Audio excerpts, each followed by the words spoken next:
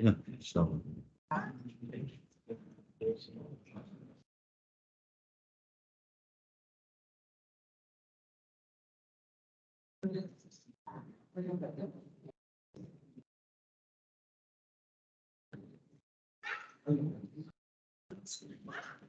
Assalamualaikum warahmatullahi wabarakatuh. Alhamdulillah wassalatu wassalamu ala Rasulillah wa ala alihi wa sahbihi wa man tabi'ah bi ihsanin ila yaumiddin, amma ba'd. Hadirin jamaah salat maghrib yang semoga dirahmati oleh Allah Ta'ala. Marilah kita bersyukur kepada Allah Subhanahu wa Ta'ala yang telah melimpahkan nikmatnya yang banyak kepada kita. Ada nikmat iman, ada nikmat Islam, ada nikmat umur, kesehatan, dan lain sebagainya. Karena Allah Ta'ala mengingatkan kepada kita dengan sebuah ayat, La in syakartum la azidannakum. Jika kalian bersyukur, maka akan aku tambah nikmatku untuk kalian. Wa la in kafartum inna azabi lasyadid. Dan jika kalian kufur, sesungguhnya azabku sangat pedih. Kemudian salawat serta salam semoga tetap terlimpahkan dan tercurahkan kepada Nabi Muhammad SAW, yang dengan sunnahnya kita dapat memahami agama ini dengan benar, yang dengan sunnahnya pula kita dapat membedakan mana yang hak dan mana yang batil. Hadirin a'azzani Allah wa iyyakum, di pertemuan yang telah lalu kita sudah membahas ayat yang ke-19, di mana Allah Subhanahu wa Ta'ala berfirman, La tarkabunna tabaqan an tabaq. Sesungguhnya kalian ini benar-benar akan melalui fase, tahap demi tahap dalam kehidupan. Ketika kita saat ini merasakan hidup, pasti kita akan mati, Pak. Kalau sekarang kita muda, pasti akan merasakan tua kalau umurnya kita panjang. Kalau sekarang kita ini punya, mungkin saja kita akan miskin. Sehingga ketika Allah Subhanahu wa Ta'ala berfirman demikian, hendaknya kita tafakuri agar kita ini tidak main-main dalam menjalani kehidupan ini. Sebab kita akan mati, sebab kita akan tua, dan sebab kita ini akan dibangkitkan pada hari kiamat nanti. Oleh karenanya Allah Ta'ala berfirman, Ya ayyuhalladzina amanu taqullah. Wahai orang-orang yang beriman, bertakwalah kalian kepada Allah. Wal tanzur nafsum ma qaddamat lighad. Dan hendaknya setiap orang melihat apa yang telah dia amalkan di hari-hari sebelumnya. Entah ketika dia mulai remaja, kemudian tumbuh dewasa, dan kemudian ketika dia tua, diperhatikan bagaimana dia memanfaatkan waktu sehatnya, bagaimana dia memanfaatkan ketika dia kaya. Terus kita hisab diri-diri kita, hari-hari kita sebelumnya untuk hari esok. Sehingga Umar bin Khattab radhiyallahu anhu pernah berkata, Hasibu qabla an tuhasabu. Hasibu qabla an tuhasabu. Hisablah diri kalian qabla an tuhasabu. Sebelum kalian itu dihisab oleh siapa? Oleh Allah Ta'ala. Hisab diri kita, Pak. Dan ini dilakukan oleh para sahabat Nabi. Mereka, Pak, para sahabat Nabi itu kebiasaannya suka menghitung-hitung kesalahannya. Beda dengan kita di zaman ini. Kita hitung-hitung, kita senang kalau menghitung-hitung kesalahan orang lain. Berbeda dengan sahabat Nabi. Mereka ini suka menghitung-hitung kesalahannya. terlebih ketika dia atau mereka ini menjelang kematiannya. Sebagaimana disebutkan dalam sebuah riwayat, apa yang dialami oleh Amr bin As yang tempo hari mukadimahnya sudah kita sampaikan, bahwa ketika beliau menjelang matinya itu beliau menangis, Pak. Menangis, menangis, menangis. Takut mati. Takut akan hari hisab. Dan ini ma'ruf begitu. Dirasakan oleh para sahabat Nabi, mereka sangat takut kepada hari kiamat. Terhadap hari kiamat. Tidak terkecuali Amr bin As, ketika menjelang wafatnya beliau menangis. Dan beliau pun bercerita kepada Abdullah bin Amr, anaknya Amr bin As, bahwasanya beliau berkata, "Inna afdala ma na'uddu syahadatu an la ilaha illallah.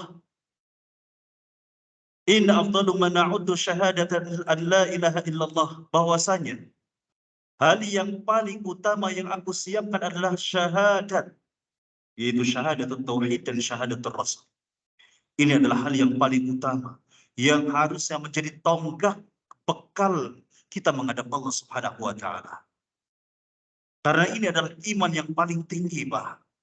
Andai kata kita tidak benar syahadatnya, andai kata ketika kita pandai mengucapkan la ilaha illallah, la ilaha illallah Muhammad Rasulullah, namun amalnya kita tidak pandai dalam melakukan konsekuensinya, maka kita tidak siap ya untuk menjadi orang-orang yang akan menghadap Allah Subhanahu wa taala. Hadirin azani Allah wa iyyakum. Wa anna Muhammad Rasulullah. Kemudian beliau berkata, "Inni kuntu ala atbaqi thalathin." Bahwasanya aku ini telah melalui 3 fase. Fase yang pertama, bahwasanya aku melihat diriku ini, kata beliau, aku ini adalah orang yang paling membenci Nabi Shallallahu Alaihi Wasallam. Dulu ketika kafirnya, ya, bahwasanya dia tidak mendapati seorang pun yang kebenciannya lebih besar kepada Nabi melebihi dirinya. Maksudnya seperti itu. Benci sekali kepada Nabi Amr bin As ketika kafir. Bahkan kata beliau, aku ini ingin sekali menangkap Nabi, ingin sekali menangkap Muhammad dan ingin membunuhnya. Tapi nggak kesampaian. Pokoknya Amr bin As ini, Pak, ketika kafir, Pak, permusuhannya itu luar biasa. Sampai-sampai beliau ya menjadikan dirinya itu delegasi dari orang-orang kafir Quraisy menuju Habasah untuk apa? Untuk memprovokasi Raja Najasyi agar kaum muslimin yang saat itu hijrah dari Mekah ke Habasah ditolimi oleh Raja Najasyi. Ya, ini luar biasa. Terus diprovokasi. Hadirin azani Allah wa iyyakum. Kemudian beliau berkata, "Falau muttu ala tilkal hal lakuntu min ahlin nar." Kalau sekiranya aku mati pada saat itu, ketika aku kufur dan ketika aku benci kepada Muhammad dan aku ingin membunuh Muhammad, maka aku saat itu mati masuk ke dalam neraka. Kemudian beliau berkata, "Falamma ja'alallahu al-Islam fi qalbi." Maka ketika Allah memberikanku hidayah Islam di dalam hatiku, aku menjadi seorang muslim, aku mendatangi Nabi Shallallahu Alaihi Wasallam. Hadirin azani Allah wa iyyakum. Islamnya Amr bin Asfa tidak terlepas daripada kedekatan beliau dengan Raja Najasyi. Ya, dekat sekali beliau itu. Terlebih ketika kaum muslimin itu, sebagian kaum muslim itu hijrah dari Mekah ke Habasah. Beliau lebih intens lagi datang ke Habasah. Untuk apa? Untuk memprovokasi Raja Najasyi. Nah, ini keislamannya unik, Pak Amr bin As ini, Pak. Jadi ketika Ja'far bin Abu Thalib ya hijrah ke Habasah, ini Amr bin As ini diutus oleh orang-orang kafir Quraisy sengaja datang ke Raja Najasyi untuk apa? Memprovokasi. Datanglah Amr bin As ke sana ya, dengan membawa hadiah yang luar biasa banyaknya. Untuk siapa? Untuk Raja Najasyi.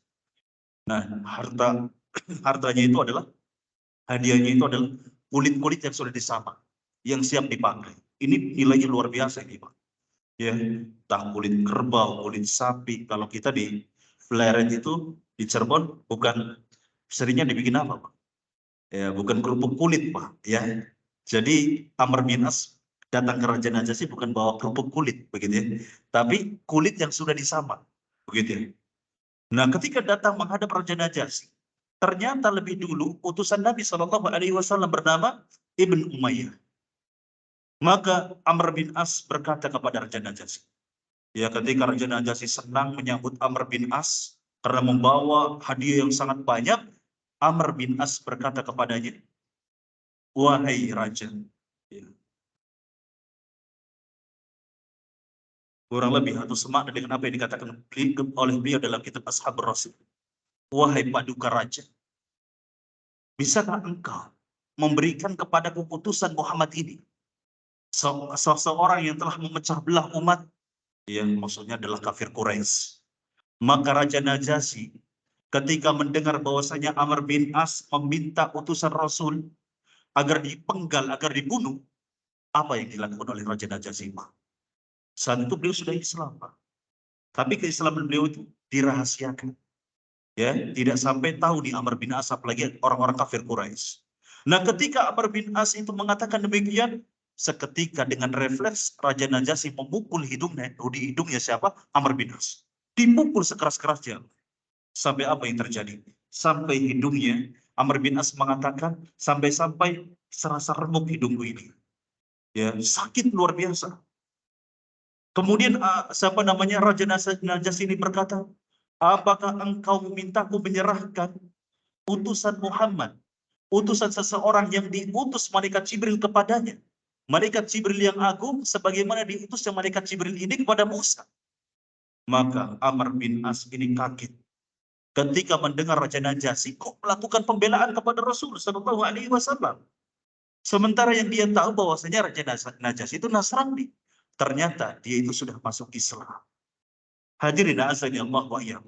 Sehingga kaget. Dan kemudian dia berkata kepada Raja Najasyi, apakah benar apa yang kau katakan? Kemudian Raja Najasyi berkata, iya, benar, demi Allah, benar.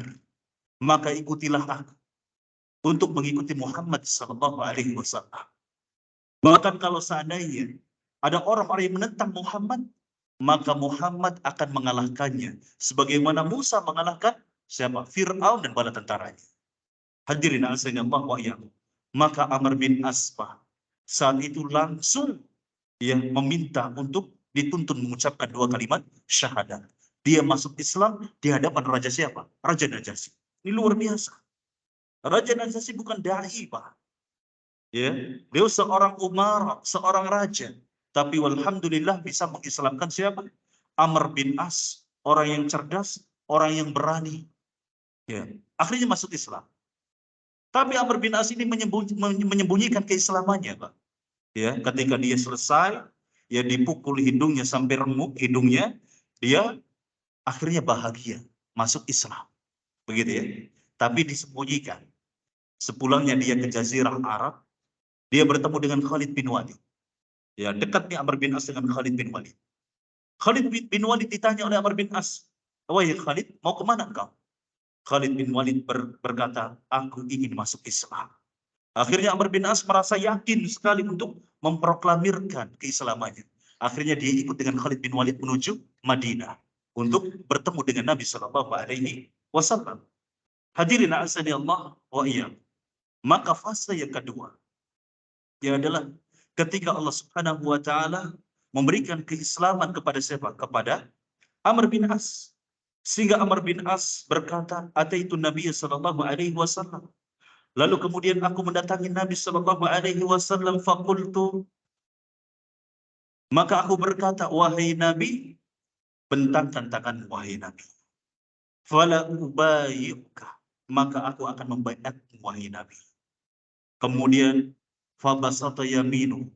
Kemudian Nabi Shallallahu Alaihi Wasallam membentangkan kedua tangannya untuk membaiat siapa? Amr bin As. Akan tetapi ketika Nabi Shallallahu Alaihi Wasallam membentangkan kedua tangannya, Amr bin As ini menarik kembali tangannya, seolah dia ragu. Apa yang dikatakan? Ketika Amr bin As ini menarik tangannya, Nabi berkata, malak ya Amr, apa yang kamu lakukan wahai Amr? Ya, seolah-olah Nabi berkata, apa yang kamu lakukan? Tadi minta dibayar, ya, akan membayarku, tetapi kok nggak jadi.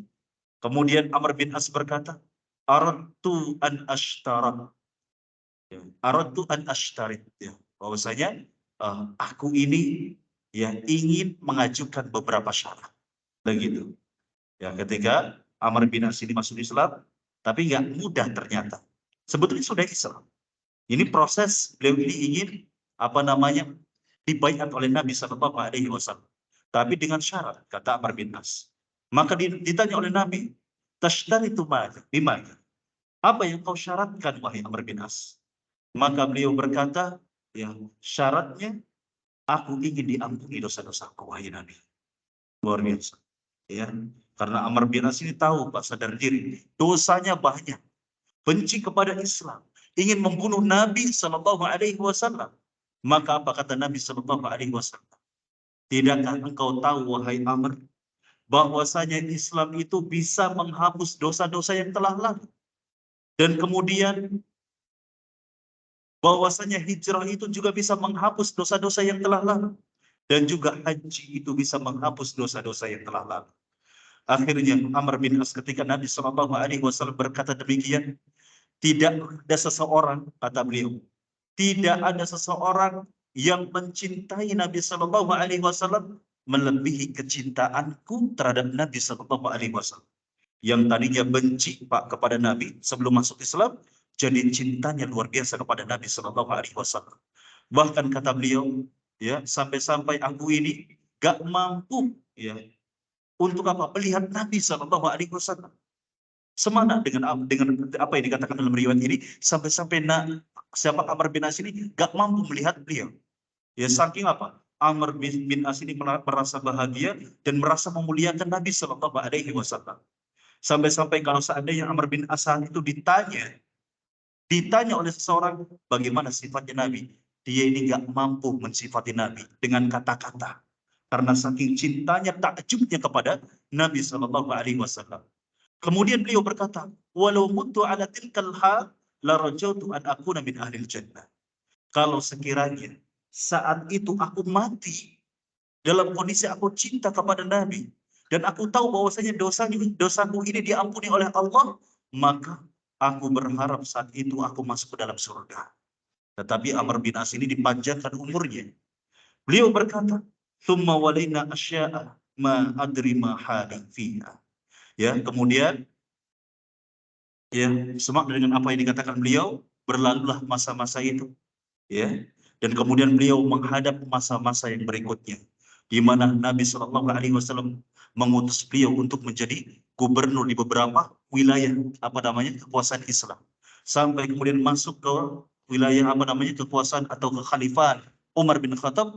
Beliau diutus untuk membebaskan negara-negara seperti Palestina, ya sekarang menjadi negara Islam. Jadi ketika Umar bin Khattab memimpin, Pak, Amr bin As ini diutus oleh Umar untuk apa? Untuk membebaskan Palestina. Jadi Palestina sekarang menjadi negeri Islam, Pak.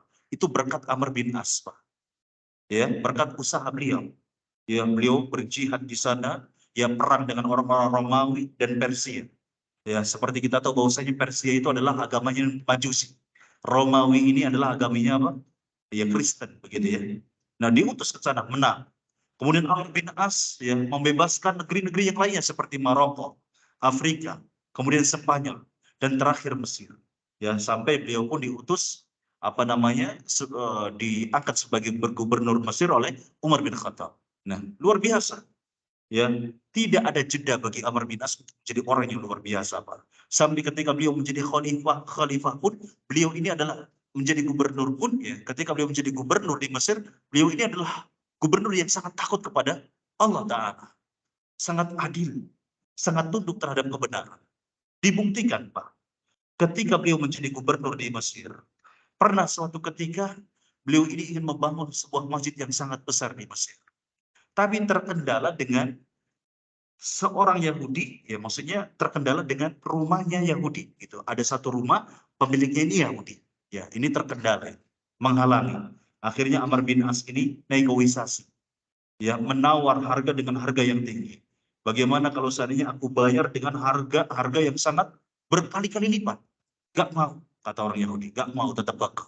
Akhirnya Amr bin As ini berijtihad, ya Pak ya, menganggap kalau seandainya rumahnya Yahudi itu dibongkar paksa, ya kemudian dialihkan di tempat lain, ini boleh. Akhirnya dibongkar paksa, menangis orang Yahudi ini. Nah, akhirnya orang Yahudi ini dengar bahwasanya ya Khalifatul Muslimin, ya khalifah kaum muslimin itu adalah Umar bin Khattab. Ya seseorang yang adil, Akhirnya dia jauh-jauh dari Mesir datang ke Madinah untuk bertemu dengan Umar bin Khattab. Ya, yang dibayangkan oleh orang Yahudi ini, bayangannya adalah, wah, mesti ya khalifah Islam itu, khalifah pemimpinnya kaum muslimin ini adalah hidup orangnya itu suka bermegah-megah, ya bermewah-mewah. Tibalah dia di Madinah. Ternyata ada seseorang yang bajunya itu sangat sederhana. Ya dia tanya, kemana Umar bin Khattab? Tahu nggak apa namanya Khalifah Umar bin Khattab? Ya akhirnya dia katakan bahwa saya Umar bin Khattab. Akhirnya diadukan tentang bagaimana perilaku Amr bin As. Ketika diadukan kepada Umar bin Khattab marah, Pak. Ya, marah ya, karena Amr bin As ini ijtihadnya itu salah begitu ya.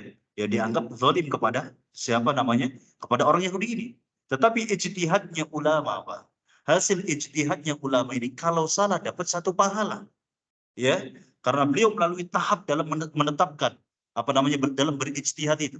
Ya sampai kepada menghukumi bolehnya untuk merobohkan rumahnya orang Yahudi.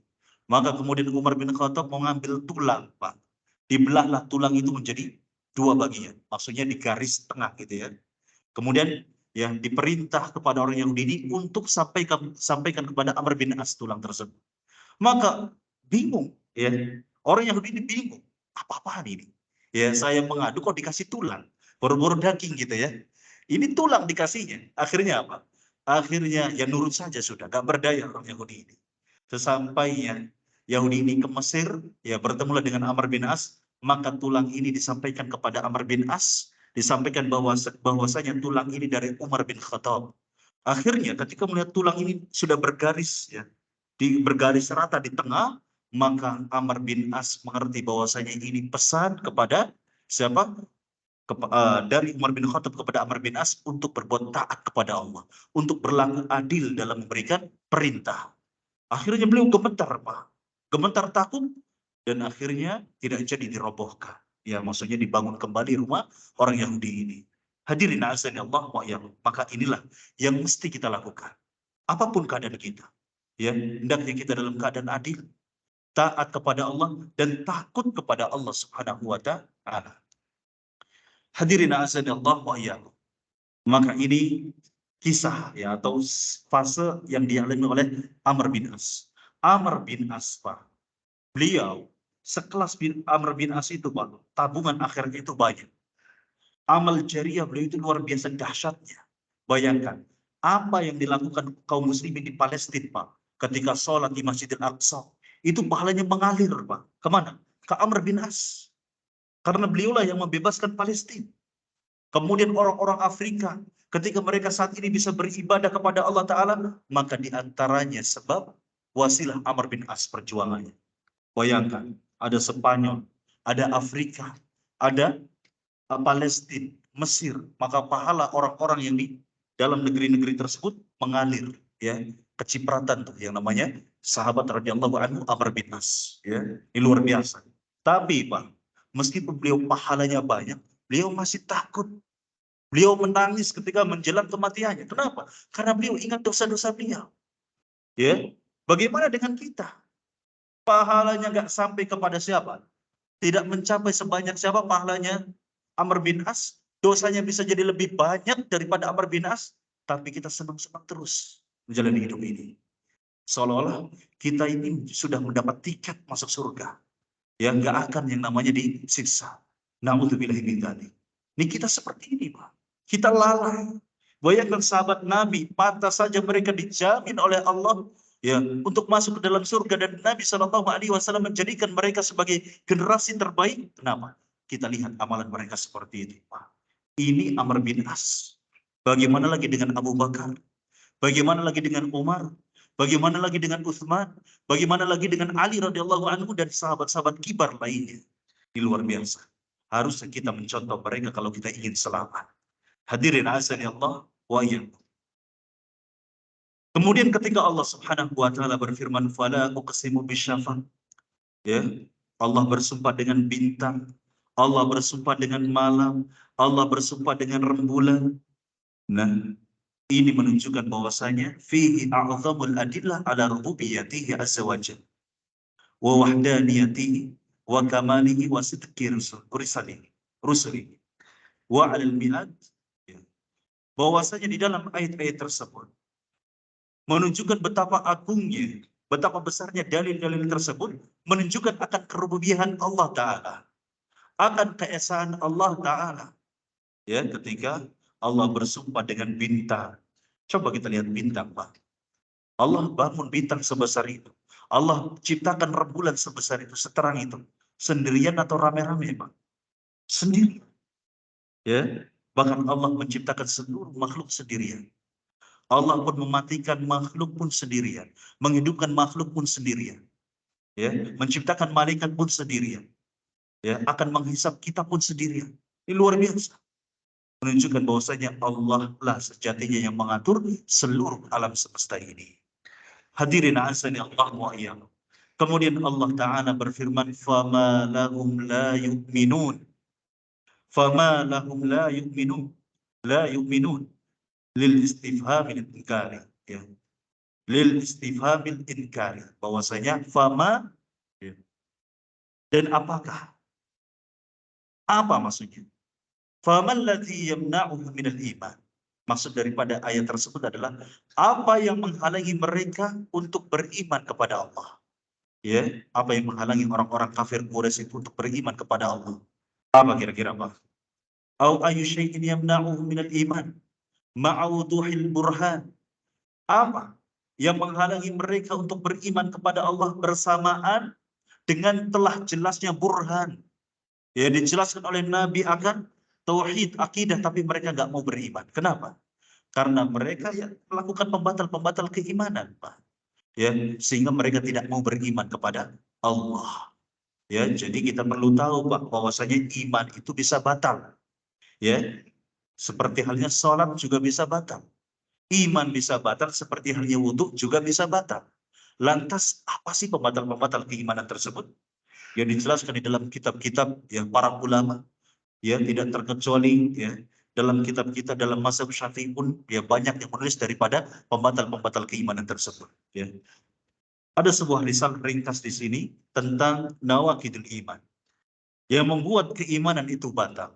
Ya, ketika Allah Subhanahu wa taala menanyakan di sini apa yang membuat mereka itu tidak beriman kepada Allah, bukan berarti Allah nggak ngerti ya pembatal-pembatal keimanan yang mereka lakukan. Ya, Allah paham.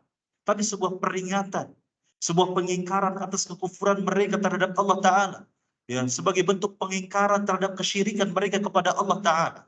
Maka di antara pembatal-pembatal keimanan yang harus kita ketahui adalah yang pertama adalah inkarur rububiyah au syai'in min khasa'isiha, adalah mengingkari kerububiahan Allah atau sesuatu daripada kekhususan-kekhususan Allah Ta'ala atau kerububiahan Allah Ta'ala. Ya, ini yang membuat batal keimanan seseorang, Pak. Ketika seseorang mengingkari kerububiahan Allah, misalkan ada orang nih gak percaya, ya, kalau Allah itu yang mutlak mengatur rizki kita, ya. Kita meyakini bahwasanya ada makhluk lain yang bisa mengatur rizki. Seperti siapa? Seperti jin fulan misalkan, ya, atau setan apa gitu ya. Nah, ini otomatis batal keimanannya dan menjadi kafir. Begitu, Pak, ya. Atau ada orang yang mengaku bisa melakukan amalan seperti perbuatan seperti perbuatannya Allah. Ya, mengaku seperti Firaun, mengaku dirinya Tuhan, atau ada seseorang yang mengaku bisa melakukan apa yang telah Allah lakukan, ya, bisa menolak mudarat misalkan, ya, atau bisa mendatangkan manfaat sebagaimana Allah bisa mendatangkan mudarat ataupun menolak manfaat atau sebaliknya, maka dia ini batal keimanannya. Begitu ya, Pak, ya. Atau membenarkan, misalkan ada orang yang mengaku dirinya itu hebat seperti Allah, begitu ya. Nah, kemudian kita membenarkan, oh dia benar kok, ada buktinya bahwa dia ini bisa. Kemarin ada orang yang miskin, ya, tiba-tiba datang ke dia, ya, misalkan dukun gitu ya, bisa memberikan pengasihan, bisa memperlancar rizki, bisa memberikan jodoh. Nah, kemudian ada orang yang membenarkan akan apa namanya kesaktian dukun ini, sudah, ya, otomatis orang yang membenarkan ini dia batal keimanannya. Ya. Kemudian yang kedua adalah al-istinkaf wal istikbar an ibadatillahi ta'ala, Ada orang yang sombong, gak mau beribadah kepada Allah. Hatta meskipun dia itu membenarkan Allah, dia itu mengaku 1000 kali bahkan 1.000.000 kali beriman kepada Allah, tapi dia gak mau beribadah kepada Allah, maka dia kafir, Pak. Ya, kafir sudah. Ya, ini banyak orang Islam ya di zaman ini, banyak ya yang mengaku Muslim tapi malas ya, nggak mau beribadah kepada Allah. Sholat enggak, puasa nggak mau. Dia mampu tapi nggak haji. Begitu ya. Giliran zakat nggak mau. Ya, zakat mal eman-eman. Begitu ya. Nggak mau. Kalau dia nggak mau beribadah kepada Allah, sudah. Dia batal keimanannya. Kemudian yang ketiga adalah asyirku fi ibadatillah. Yang menyekutukan Allah dalam beribadah kepada Allah Ta'ala. Bentuknya banyak, Pak. Nggak kurang. Yang terlebih di wilayah deretan laut ya, maksudnya pesisir laut begitu ya. Biasanya kalau nadran ya ini nggak pukul rata. Kadangkala ada istilah larung saji, nyembelih kerbau, kemudian kerbaunya dimaksudkan untuk siapa? Untuk menunggu laut. Maka sudah menjadi otomatis dia batal keimanannya. Meskipun ya itu yang melakukan adalah kiai, meskipun ustaz, meskipun ulama, kalau melakukan sesaji untuk setan sudah dia batal keimanannya. Hadirin azza Allah wa iyyakum. Kemudian yang keempat adalah menolak sesuatu dari apa yang telah Allah tetapkan bagi dirinya, atau menolak sesuatu apa yang telah Rasul Shallallahu Alaihi Wasallam tetapkan bagi Allah Taala. Ya meskipun Allah telah menjelaskan, contohnya adalah ketika Allah menjelaskan Allah adalah Al-Khaliq, Al-Malik, Al-Mudabbir, ya. Allah itu menciptakan, Allah itu yang menguasai, Allah itu yang merajai. Kemudian ada orang yang tidak terima ya bahwasanya Allah itu yang menguasai, sudah dia batal keimanannya. Hadirin azza Allah wa iyyakum. Kemudian pembatal keimanan yang lainnya adalah mendustakan Rasul Shallallahu Alaihi Wasallam. Ini sering terjadi, Pak. Ya, ketika ada seseorang yang menolak hadis, ya, sudah gak masuk akal ini, apa ya kalau bahasa orang liberal itu sudah nggak logis begitu ya, sudah nggak berlaku lagi di zaman ini untuk diamalkan hadis-hadis seperti ini, maka ada orang yang mengatakan demikian, dia batal keimanannya. Nah, kemudian ada orang yang meyakini i'tiqadu adami kamali hadi Rasul sallallahu alaihi wasallam. Ada orang yang meyakini bahwasanya tidak sempurnanya petunjuk Nabi. Ya kalau ada orang yang meyakini bahwasanya sunnah Nabi itu nggak sempurna, begitu ya, sudah dia batal keimanannya. Atau menolak apa yang telah Allah turunkan, ya, menolak hukum-hukum Allah. Ini hati-hati, Pak. Ya, ya, banyak kaum muslimin yang menolak hukum-hukum Allah ya di Indonesia ini. Contohnya, contohnya waris, Pak. Ya, banyak orang yang nggak mau mengamalkan waris. Kalau merasa bahwasanya waris itu hukum yang nggak adil, mana bisa? Ya jatah laki-laki itu lebih banyak, ya perempuan lebih sedikit. Masuk akal nggak? Nggak masuk akal, secara sekilas nggak masuk akal. Ya adilkan saja, sudah diratakan. Kalau ada orang yang berpikir demikian, maka dia batal keimanannya. Begitu ya? Ya, ini yang sering kali terjadi dalam urusan waris. Begitu ya. Padahal Allah yang Maha tahu. Kita ini nggak ngerti ya hikmah apa di balik ditetapkannya waris, bahwasanya laki-laki itu lebih banyak daripada perempuan. Begitu. Sebetulnya kita bisa ya selaras dengan dengan realita bahwasanya kenapa Allah di antara hikmah kenapa Allah menetapkan laki-laki itu lebih banyak, karena laki-laki itu akan menjadi pemimpin yang diberikan tanggung jawab untuk apa? Mencari nafkah. Jadi wajar kalau Allah menetapkan bahwasanya laki-laki itu lebih banyak jatahnya daripada perempuan, begitu ya. Seperti itu. Nah, beda dengan Sumatera, Pak. Saya dulu punya kenalan orang Padang, kalau tidak salah ingat, ya dia mengatakan kalau di sana itu ada sebagian masyarakatnya itu justru yang perempuan itu lebih banyak daripada laki-laki. Jatahnya seperti itu. Kenapa? Mereka memakai logika. Ya karena kalau perempuan itu lemah, andai kata ada apa-apa dengan anak perempuannya, maka mending kalau punya harta lebih. Kalau laki-laki istilahnya tidur di masjid pun jadi. Perempuan bisa nggak tidur di masjid? Nggak bisa. Begitu ya.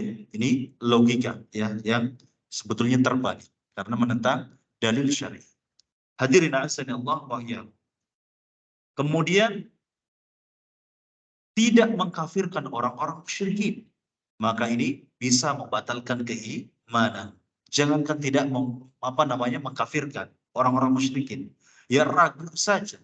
Misalkan kita ragu terhadap Ronaldo, ya Ronaldo itu Islam atau kafir, ya saya ragu ya kalau Ronaldo ini kafir nih. Kenapa? Karena dia sudah hijrah gitu ya, dari mana itu, dari Spanyol atau dari mana Pak, ke Arab Saudi. Apalagi terakhir ketika ulang tahun Mamlakatul Arabiyah, ya kerajaan Arab Saudi, dia memakai burdah begitu ya, pakai baju Arab, itu sudah dia Islam.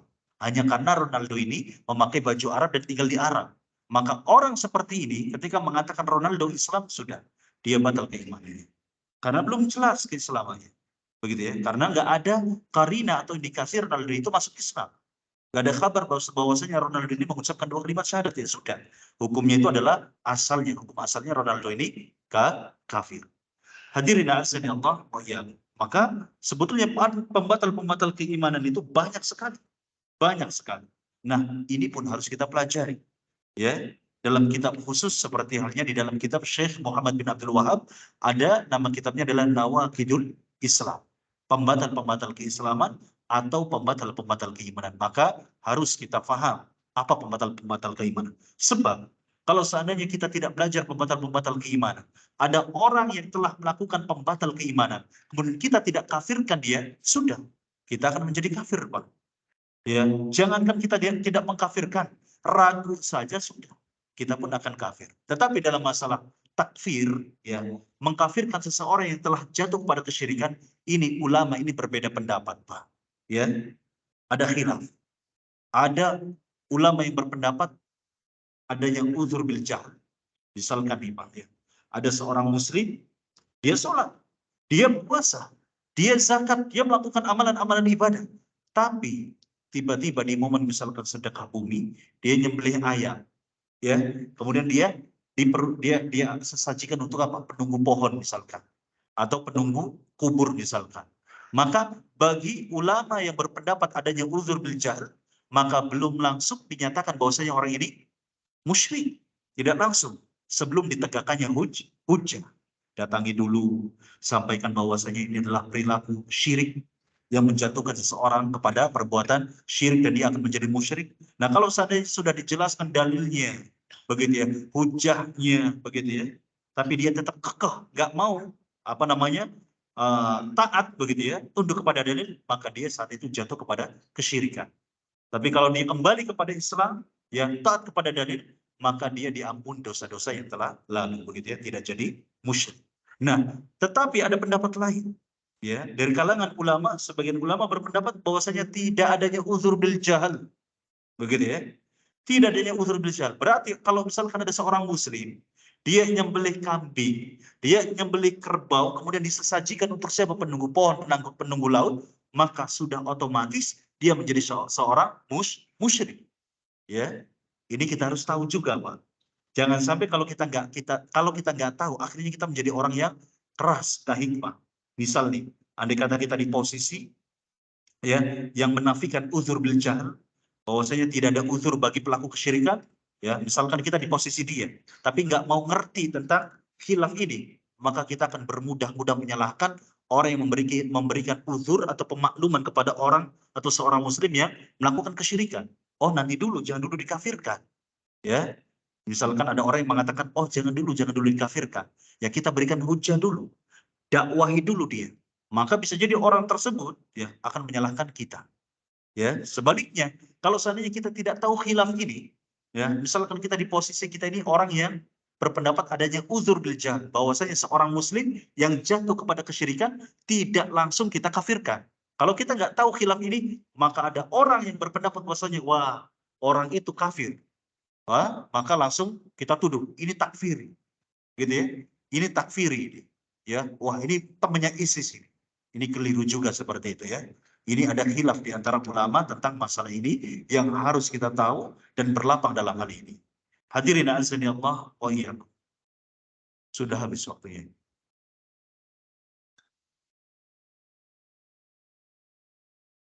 Fama lahum la yu'minun.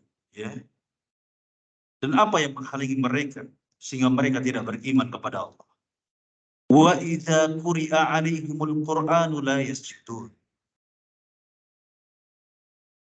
Sudah habis Pak ya? Sudah isa Pak ya?